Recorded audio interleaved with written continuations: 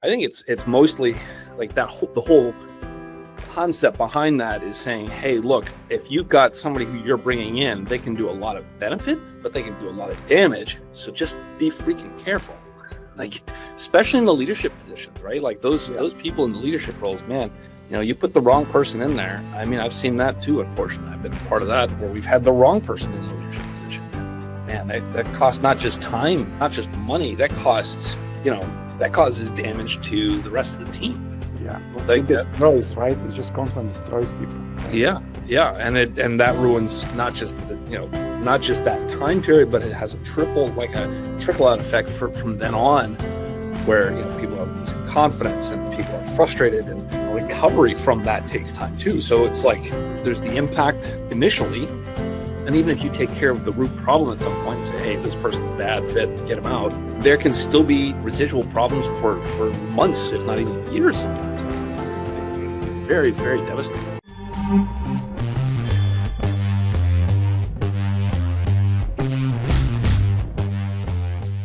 Hello and welcome to another episode of Leaders in Tech. Every time I make a podcast like this, I get excited. I run other 2-3 podcast venues, channels, and this is one of my favorites because I'm in love with technology and also I'm in love with leadership.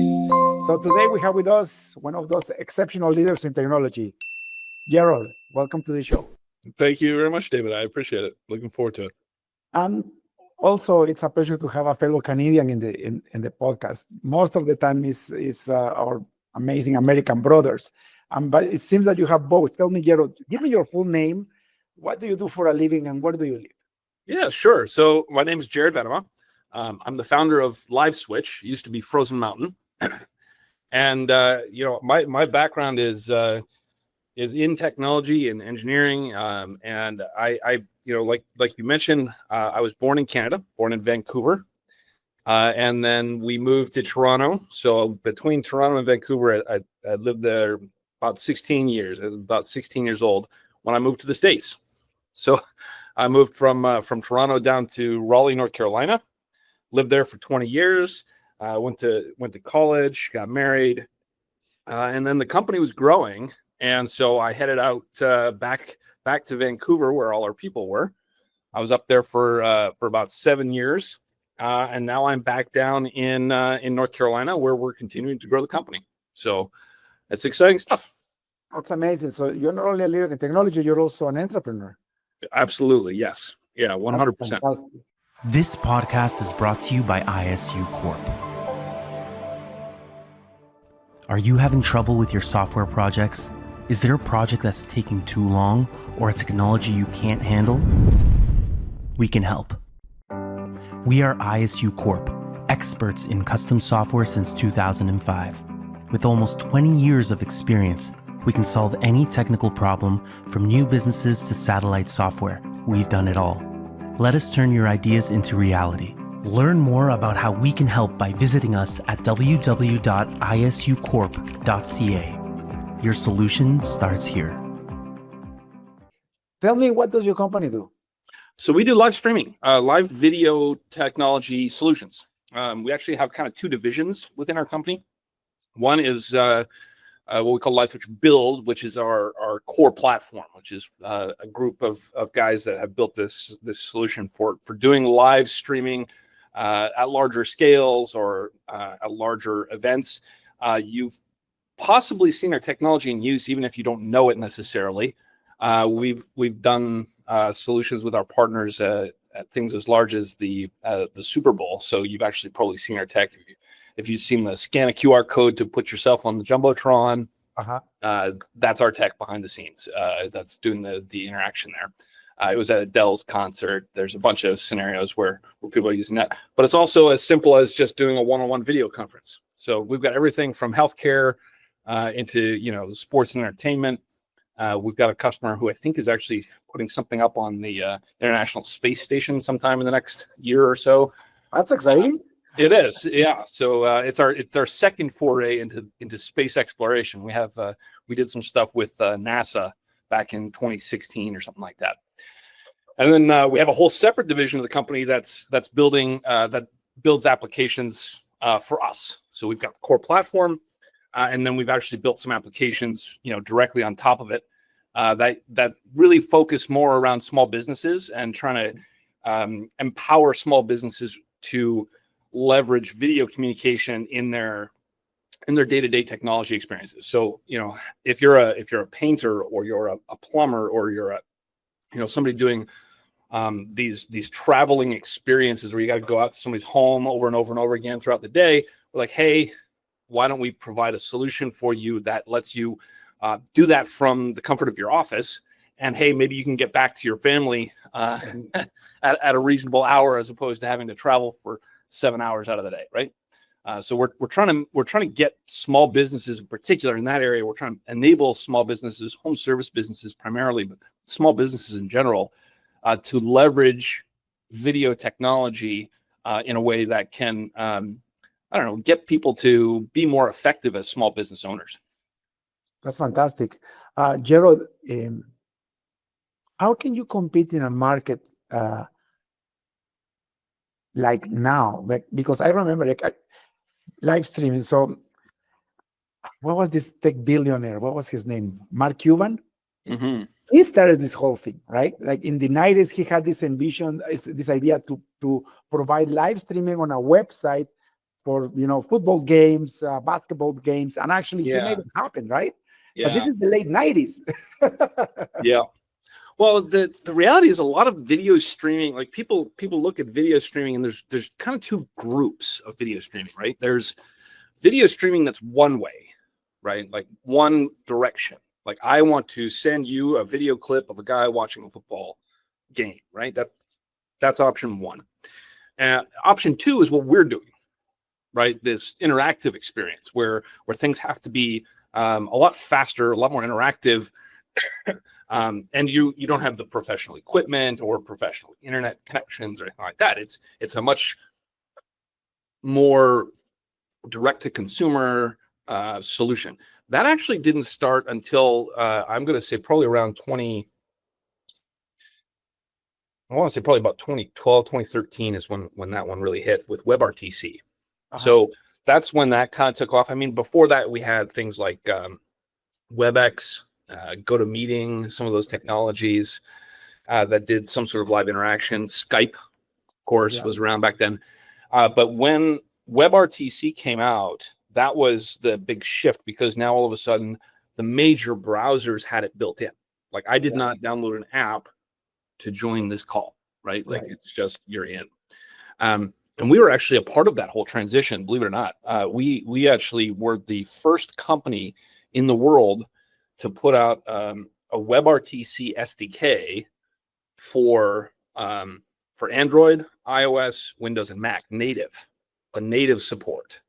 Because when Chrome and Firefox first announced this, when Google and Firefox first came out and they said, "Hey, we're gonna do this thing called WebRTC," there were no other players. It was just the two of them doing the browser thing, and we had just launched our own video streaming technology literally like a month before, and we said, "Hey, they picked a lot of the same tech we picked, like a lot of the same specifications. Can we make it compatible?" And sure enough, we could. And lo and behold, we turned around and shipped out within a couple of weeks after that, we shipped out a version of our product that was actually compatible with the browser implementations. So if you wanted to use a native app back then, not so much anymore, but if you wanted to use a native app and connect it to a browser, so your iPhone app, and have your video call show up in Chrome, you had to use our stack. There was nobody else doing it. What an amazing timing, right? Yeah, tell you what, sometimes you get lucky. Yeah, I'm a man of faith, so I call it I call it a blessing, right? Because you couldn't be more. Usually it's the opposite, right? You are either too early or too late to the game, right? Yeah. Well, a good friend of mine says, you got to put yourself in the right place. So if you put yourself in the right place over and over again, at some point, that opportunities will luck. Yeah, okay, it is. At some point, it's just all of the things happen, and maybe you're blessed, maybe you're lucky, whatever you want to call it. But at the end of the day, it's putting yourself in the right place over and over again, so that one of the times it eventually hits. You work hard enough, you put yourself in the right place enough times, eventually you get it right. You know, I started my first technology business back in 2005. I had no idea what I was doing, right? I was just a good architect, a good developer, trying to be independent. My brother had been in business for 15 years already in the retail industry. So I asked him, like, dude, like, how do you make it? And he said, well, opportunities are like bosses.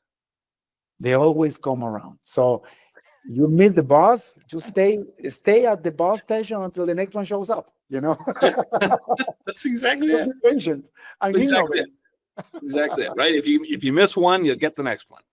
Exactly, yes. But the problem is you miss one or you miss two or three, and then you give up, and then you lose the opportunity of a lifetime, right? Yeah, you know, that I think that honestly, that's one of the things that that separates out the, you know, people who become good entrepreneurs or true entrepreneurs versus the people who don't. I think there's a piece of it that's just a refusal to give up. Mm-hmm. You know, at one point, one of the guys who was running my marketing department asked me, "Hey, Jerod, how many times, you know, have you failed?" And I said 0. I said, I've made tons of mistakes. Like oh man, I got mistakes coming out my ears. But to me, failing is when I give up. And I've never given up. So I can safely say that, at least for my definition anyway, failing has not happened. Tons of mistakes, definitely tons of mistakes all over the place. Whew, got plenty of those. But failure, no, I've never given up. So I don't think I've failed. You know, it's true. I think you either have growth or learning opportunities. Mm. When you really fail is when you stop trying. You're right. Because when you make a mistake or something goes against your way, you learn from it. It's like, okay, I turn left, but I was supposed to turn right. Okay, let's try again, right? But if you say, you know, I was supposed to turn right, I turn left, this sucks, I don't want to do this anymore, then you really failed. Yeah, completely agree. Could not agree more. As the moment you give up, right, then it's a failure. So, Jerod, how did you get into technology to begin with? That's a good question. You know, I've always enjoyed technology. My dad was you know, I'll tell you how old I am, right? I'm in my mid-40s.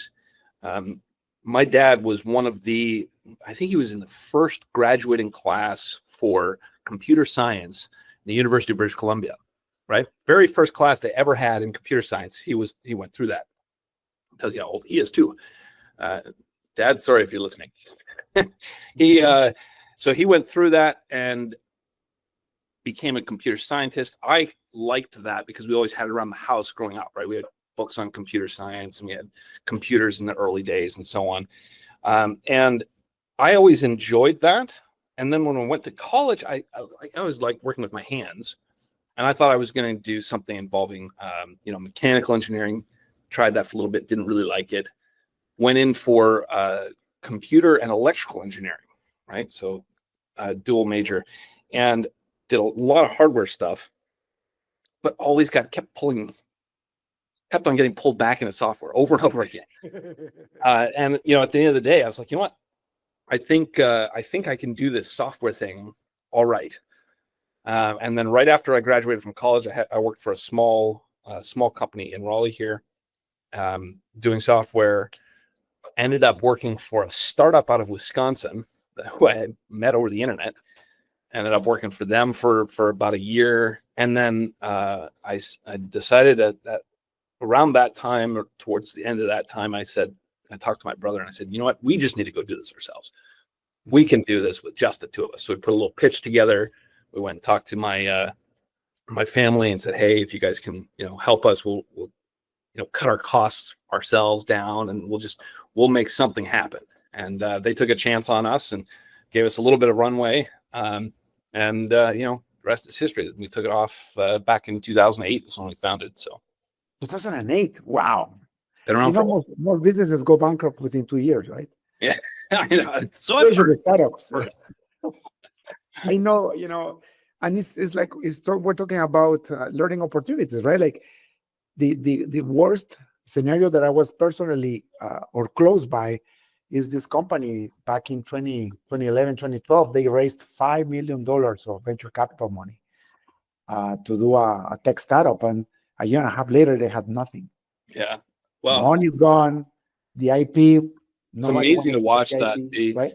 I'm always blown away by the amount of money that some of the like VCs and PE guys throw at some of these companies with so little to hope for, to show for it. There's a large company in our, not directly in our space, but tangential. They were doing networking related stuff, and they raised, I don't know the exact number, but it was in the hundreds of millions, and they don't exist anymore. Like they were around for about 2.5, 3 years, gone. You know, it's crazy, right? Hundreds of millions of dollars for nothing. Vanished. Yeah, it's like, And you know how hard it is to make money, right? yeah, right. And if you're in Canada, you know how hard it is to keep it. With all this taxes, man. That's a fact. That's a fact. Yeah. You know, one of the worst case scenarios, and this is a leadership podcast, right? With technology. I was just watching just a review of WeWork. You remember WeWork? Mm-hmm. Yep. That was probably the biggest startup scam in the history of humanity. It's incredible. Like the owner of that company, the founder of that company, even fooled SoftBank. Yep. Like how can somebody fool SoftBank? I mean, they are like one of the largest venture capitalists in the world, and the guys look very clever, right? Well, I mean, like I said, Bankman-Fried did the same thing, right? Like we have a, you know, there's, I think if you're willing to, as the leader, if you're willing to do those kinds of things, like if you don't have any sort of moral compass that prevents you from making these decisions, like there's just some very extremely immoral people who are in it to enrich themselves in whatever way that takes place. I mean, it's no worse than, or no better than a common criminal, right? Like they're literally just stealing. That's it. It's just a sophisticated criminal because, you know, like Right. if you look at this guy, he became like an evangelist of this new work-life balance, but they never made money. Like they never made a penny, and they kept raising more money, they went public. You know, the guy ended up with $4 billion. That was his exit. Yep. In his pocket. Yep. And they never made a penny for any investor. Which is just disgusting. I mean, Right? it's just gross. You know, It's and then you see like true, like good startups. I mean, I know, you know, friends of mine and acquaintances even, you know, have come to me over the years for advice on how to grow their companies and all this kind of stuff. And, you know, very good quality people with a solid, you know, well thought through business plan that's growing on a regular basis. And, you know, if they were to approach a PE VC kind of group, that, you know, they would never get money. Because nobody's interested in the small growth ones. They want the big bang or nothing. Right. And that just has this tendency to attract these people that are just Scammers. yeah. Yeah, exactly. And then you have the Ubers of the world, then you have the Airbnbs of the world that it actually worked. Right? Yeah, well, you know, you get lucky with a few of them. But I mean, that's why, like, part of our goal as a company is to try and support these small businesses, because you know, that's the lifeblood of Canada, of the US, right? Like these small businesses that are just trying to, you know, they're trying to make money, they're trying to hire some good people, they're just good people. And you know, we talk with our customers, and it's just wonderful talking to some of these like just true hardworking folks. You know, okay, so, you know, they're not going to turn their, you know, plumbing business into a multi-billion-dollar company. Got it. Mm-hmm. But man, if there's more ways we can help those kinds of people, that would just be good for the world. You know what I mean? Like that just would be good, as opposed to, you know, these guys that are pulling in billions of dollars to suck money away from everybody else and just enrich only themselves. Yeah. Possibly the, you know, 2 or 3 other guys at the top of the pyramid, you know? So at the end of the day, it's like we have to be developers of economic wisdom that delivers value to the population, not predators, right? Like if you think about it, Canada and the USA, the backbone of those countries is the small and medium-sized businesses, exactly. Not the large corporations, right? I mean, they have their place for sure, but I'll give you an example. Because of the winter, I'm back down south. I was born in Guatemala, so I come here for the winter, and it's beautiful, right? I think it's beautiful in Canada already, but anyways, I got to go to a farmer's lump yesterday. I was invited to preach to a small church there, and I saw the beautiful part of entrepreneurship. This lump was created by the earthquakes. There was a horrible earthquake in 1976 in Guatemala, killed over 23,000 people, Wow. and it leveled the city. And out of that, people settled in this outskirts of this city, this area, and it was very bad for a long time. Like gang members, people living on, like on wooden car box houses and stuff like that. No electricity, no services, nothing. And when I went to see it for the first time in my life, the place was thriving. Houses were built with cement. They had windows, electricity. They had plumbing. There were cars parked on the street. And the people that invited me, they told me, if you would have come here 15 years ago, it was horrible. Like you couldn't get in. So I asked what happened. And he said, look, this is what happened. A barber shop, a repair, like a car repair shop, a bakery, a small, a small home hardware type store. Like entrepreneurship happened. Yeah. Everybody became an entrepreneur and they started servicing each other. And now the thing is that it's like there was traffic to get into the place. And he was like, I just want to cry because it was completely empty. Everybody were working on the street and trying to avoid the gang members. And now look at this place. Yeah. Yeah, it's just incredible, right? That's incredible. And man, I feel like thank you for sharing that. Wow, that's impressive. And that's the kind of thing that I want to be a part of. I want to enable that. Like people look at technology sometimes, particular leaders in tech, like we can get obsessed with the technology itself, as opposed to the value that the technology can provide to an actual person, right? Yeah. And I mentioned at the beginning, like we're at the Super Bowl and at Adele and all that. That's fun, right? Like everybody likes that because it's exciting and interesting. Right. So don't get me wrong, I enjoy that as much as the next guy. But where I would say our passion is on those small businesses, because that's where value is created at a much broader scale, right? And it's just wonderful when you start to see that kind of stuff happen. So that's exciting. That's really cool. I find amazing. Number one, that you succeeded. I mean, with family money. Are you still partnered with your brother? He had left the company about, I want to say, a year and a half, maybe 2 years even now. He left to move on. He has some unique things with his family. He's to be honest, I'm a little surprised he lasted as long as he did. His family has some challenges.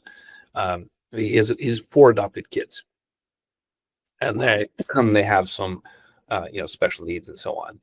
And so he needed to get some of his time back.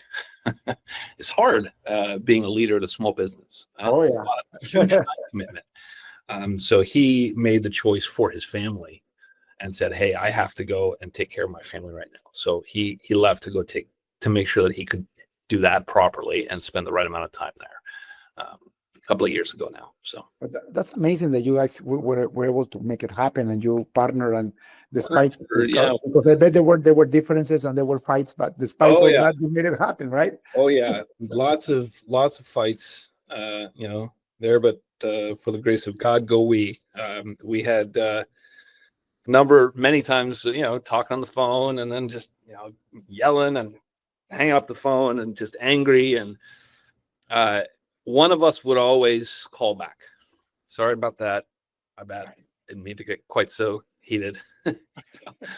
And we'd recover. We definitely had some knockdown, drag out fights over the years. But we were always in it together, right? Like it was, we were fighting, but there was never a time when we were like, quitting over that. That was never an issue. It was always, okay, well, our goal is still the same. We may be disagreeing about how to get to it, but in general, it was quite an experience. And I know that I'm probably at least somewhat unusual in that I've always had a very good relationship. Well, always, that's not true. Since like maybe college, my brother and I have always had a good relationship. When we were kids, not so much, but we grew out of that one. I'm very thankful that he was able to be a part of getting this company off the ground. We wouldn't be here if he hadn't been a part of it with me. It always takes two people. I feel like you always have to have it's like Apple with Steve Jobs, Steve Wozniak, or Bill and Paul at Microsoft, or Hewlett Packard, right? There's always this kind of pairing that the really, really great companies, right, that always have that kind of dichotomy, and I think that's almost necessary for a company to succeed. You've got somebody who's kind of focused on the sales and the marketing and that. Yeah. You've got somebody that's focused on the product and making that great, and that always was always a key part of our dynamic. Is he handled all the product stuff, I handled all the sales stuff, and that was a pretty good split for us. And that's what you wish to have, but it's honestly, I tried, and it's hard, man. It's very hard to find the right partner. Yes. I tried a couple of times, it couldn't happen. And now I do have an amazing president for the main company, but he's not my partner, right? He's a paid resource. And talking about resources, you know that the success of your business depends on the success of the quality of your people. How do you attract great people to your company, having such a saturated market? Yeah, that's a really interesting question. We had a few really good hires. We've, as with every company, we've had some good hires, we've had some bad hires. There were a few over the years that were exceptional, though. It's amazing. A handful of even a couple of exceptional people can make all the difference in the world. So we had,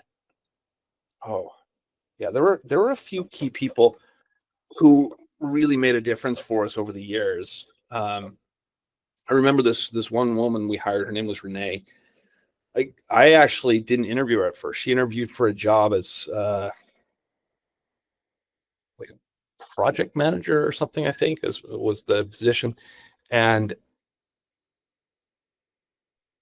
Anton, I think, my brother, interviewed her, and basically I got a call from him like right afterwards. He was like, "You got to talk to this woman. She's not the right fit for me. She absolutely could work for you." And it was kind of like, this is pretty much a guaranteed fit. And sure enough, interviewed her, and huge benefit to the company. And I think the other thing that we did that was I don't know if I haven't heard of anybody else really doing, is we always had, between the two of us, again, having two viewpoints on kind of everything, we always had a rule that either one of us could veto a hire, always. And we didn't even have to give a reason. This is like the person. It literally could be that. Like we just said, "Hey, look, I don't like this person. I have a bad feeling." Okay, that was a completely legit scenario for us. We had no problem saying they're not hired because they're not a good fit, period, by my standard, whatever that happens to be. And that worked out pretty well. I think there were definitely times when I wanted to hire somebody and he said no, and he wanted to hire somebody and I said no. And I think at the end of the day, people talk about slow to hire, quick to fire, blah blah blah. I think it's mostly like that. The whole concept behind that is saying, hey, look, if you've got somebody who you're bringing in, they can do a lot of benefit, but they can do a lot of damage. So just be freaking careful.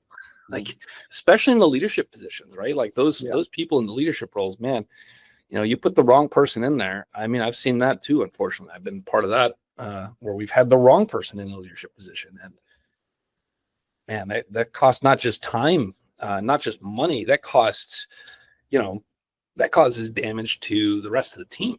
Yeah. It destroys, right? It just comes and destroys people, right? Yeah.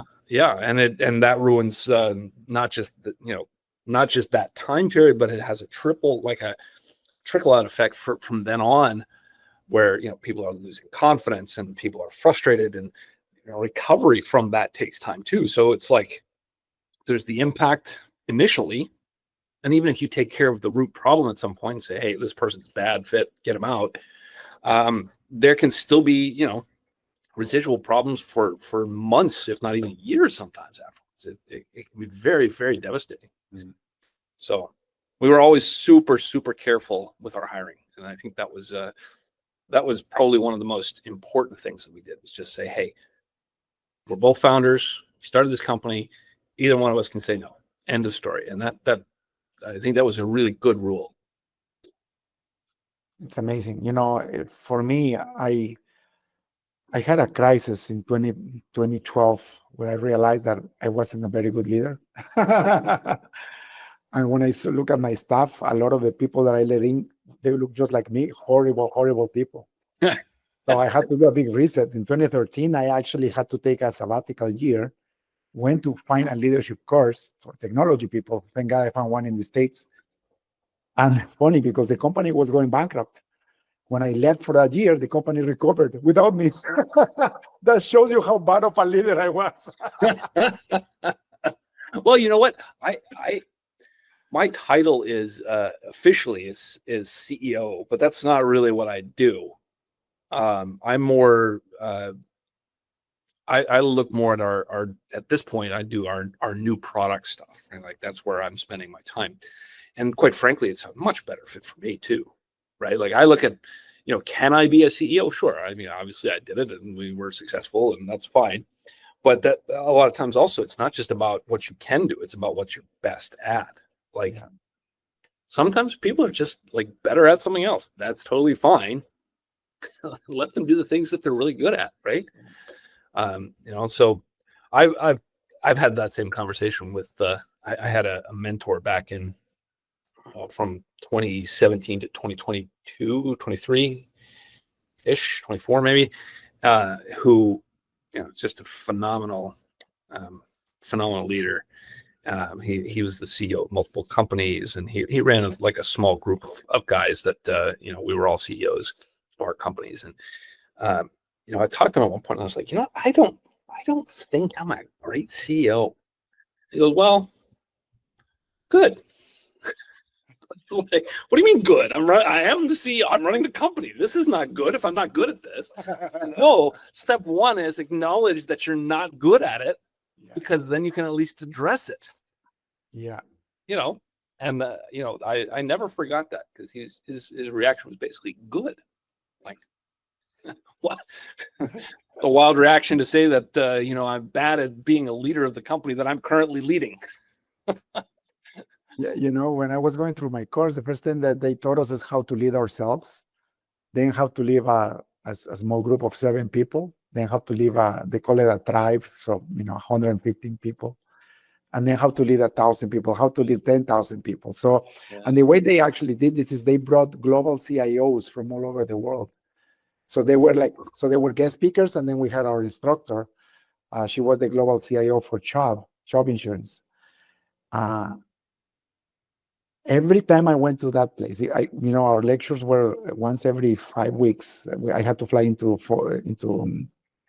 St. Petersburg, and I had to read like 32 books, all non-tech. It's all leadership, right? And the exams were oral, so that you will stand up and give your answers, right? And I couldn't speak in public, so I told her, listen, I need to learn how to do this. So she actually, you know, she made sure that I was speaking in front of people all the time. Wow. But, you know, as I was going through the leadership course, I was like, oh my God, if I would have known this, you know, like, oh, I'm an idiot, you know. No wonder the company is not growing, you know. Yeah, well, I've learned. So over the last few years, I've you know, LiveSwitch has partnered with Brian Hamilton. So he's now, I don't know if you can read up a little bit on him, on his background online. So he's now, you know, partnered with us, and we own the company together and stuff. And his background is entrepreneurship, and he's done some of these really big growth stuff and large exits, but never with private equity or anything like that. It's always been, you know, kind of grassroots.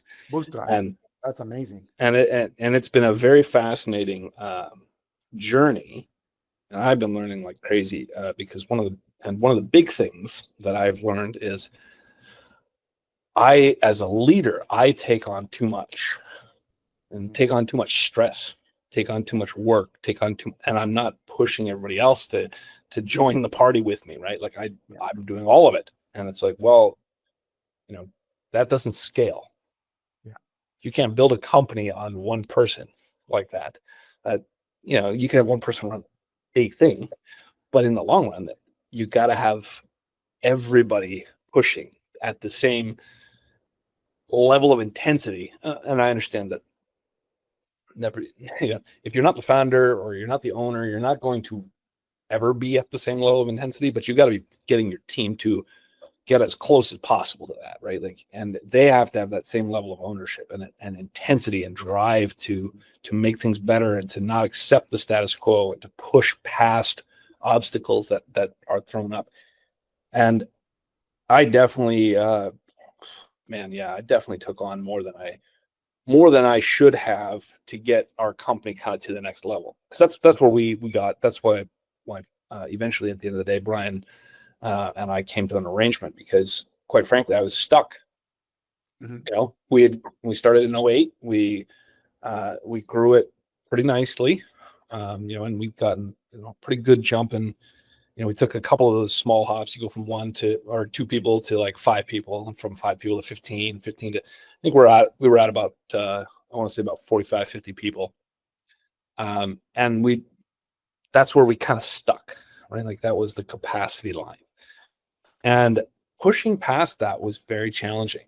Right? And that's actually why I started going out. That's why I had that conversation with John about, I don't know if I'm doing a good job leading this company. That's why I started going out and saying, okay, well, who can I talk to? Who can I partner with to kind of get us to the next level? Because we're stuck and I can't get past it. And it turns out, I think the biggest blocker to that growth was just taking too much on myself and not getting the rest of the team underneath me to have that same level of intensity, that same level of drive to grow the company, I think we all fall, most of us entrepreneurs that don't get venture capital go through that. I haven't gotten venture capital either. Yeah. Good for you, by the way. Yeah, thank you. At the beginning, so let me tell you just a quick story of my entrepreneur life. I was born in Guatemala, went to Canada to go to computer science. So that's why I got stuck in Kitchener-Waterloo in Ontario. I grew up right after I finished college. Pardon? I grew up in Cambridge. Really? Yeah. Oh, wow. I live 10 minutes away from Cambridge. But when I finished my degree, the federal government noticed that the internet was going to be something. This is 1995, 1996.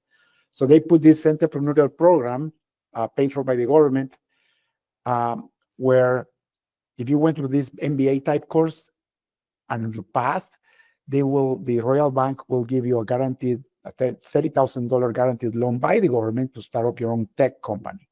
So I went through the whole thing. I graduated my tech courses, and then I went through this MBA type program, and then I got the $30,000 from the Royal Bank. And I did learn, it was HR, sales, marketing, all business related stuff, accounting in 1 year, but it really wasn't enough. So I took this money. So I don't know how much, $30,000 in today's money will be like what, $200,000 or something like that with inflation. And I went through that money pretty fast. In 6 months, I was done, and the business wasn't bringing enough revenue. It was a nightmare, I wanted to become a software consulting firm without realizing that nobody will trust a kid out of college, their enterprise platforms, right? So I ended up building hardware to make ends meet and pay the rent. To make the long story short, it was a painful experience. I didn't go bankrupt. I actually sold the business. At the end, I had over 1,000 clients that bought from me. So a bigger company bought me over because of the company reputation, basically. And so I sold the business for the amount of money I owed. But, my wife had to run the house for 2 years, man. Like, she was paying the rent and everything else, right? Yep. So when I tried to do my business again 10 years later, after being in corporate for a long time, I said, I'm not going to get a penny from anybody. If I do this, I'm going to fail on my own terms. So I went and I did a job, a quick job, and I used the money to incorporate the business, and I started bootstrapping since then. Do the next one and to do the next one, and Yeah. So I carry debt right now. I never carried debt before. This time I have a small debt, but just because I wanted to invest in cryptocurrencies in 2021, and I didn't want to risk too much of the business, so I actually got into debt, which was fast paying it off, but it's internal debt. Actually, my CFO lent me the money because he was too scared to invest himself. And he was wise because I bought a 65,000 Bitcoin, and then by January 2023 it was 16,000. Cool. It hurts.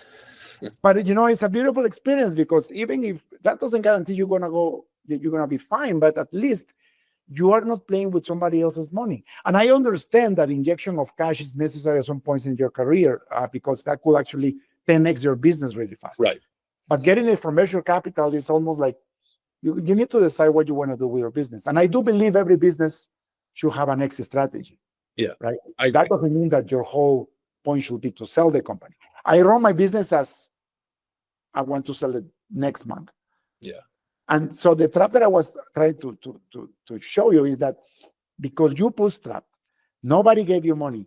You had to do everything since the beginning, and then you start growing. But your mindset gets stuck in the mentality that you still have to do everything. Yes. And then you have 10, 15, 20, 50 employees, and you're still trying to do everything. And because you get addicted to that hustle. And the hustle is killing you at the end. That's absolutely true. And it, especially early on, right? Like that hustle, like we got money from family. It wasn't a ton, but it was enough, right? And I tell you what, though, anytime we were talking about like, every week or every couple of days, even in the early days, we were talking about the money. Like, okay, how are we going to pay, next month? And I just remember the sheer number of times that we said, well, we have to at least make enough money that we can pay back the family. Like, we got to pay that back. Like, that was the number one goal, was just to pay back the money that had been lent us. And I tell you what, even after we did that, it was still stressful, of course, but the level of stress that I felt was like a 12 out of 10 when we had somebody else's money that was funding us. Because I was, what's this going to do to my relationship with my aunt, my uncle, and my dad if we go out there, they put a bunch of faith and money into this, and we bomb. Holy cow, that's not an option. That's a big stress. Yeah, like I said, failure, not an option. Right. Whew. Yeah. The one thing that I would recommend people is that before you get money from somebody else, start working on your line of credit. I think that's the cheapest money you can get. If you get a revolving line of credit, make good relationship with your bank, and don't use it if you don't need it. Yeah, we always had a safety net. Right. I think we dipped into it once over the course of, however many years now. One time. There was a very short period there. I forget exactly what year it was, but we did dip into it for a short period of time and then paid it back. I think we just had a dearth of projects for a short period of time there for some reason. And it was either we fire some of the guys we had, or we hang tight, build our product, and try and get some more service work to fill it back up. And, dipped in for a moment and came back out the other side. So the way my brother put it, he said, look, we've always bet on us. So let's just bet on us one more time. Right. I think that was a good choice, rather than having to, let people go over something like that. We just kind of said, hey, we'll step through it, and it worked out in the end. It's beautiful. And but even there, talking about failures or learning experiences, even if your company goes bankrupt, you have to try again. Yeah. Like that was my case, right? I actually, that was a failure for me, because I thought I lost 2 years of my life, but I actually went to the best MBA school in the world, having a startup, right? That was the best learning that I ever had. Yep. It's not gonna get any more real than that. You know how many billionaires that you find that true entrepreneurs, they went bankrupt 3-4 times in their life and they finally made it, right? Yeah. Yep. Well, you got to just pick yourself up and go. You know, you did say something there though that resonated with me. Is you said your wife was kind of taking care of it. I tell you what, I definitely would not have been there been here if not for her support at home. Like, I got kids. I got 3 kids, right? And you know, if she hadn't been there, at times just encouraging me, Right. You're gonna make it. Keep going. Got this. You know, but also just, you know, watching the kids and making sure that things are taken care of there. She's you know, I mean, she's an engineer too. So and believe it or not, she actually worked for us as an engineer at times. Like, she jumped in on projects every now and again. Amazing.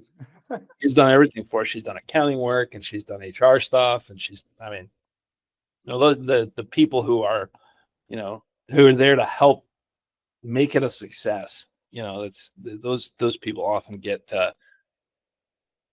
people talk to me, oh yeah, you're this great entrepreneur, good job, way to go, you got a big company, you know, fine, okay, you know, yes, but there's other people there.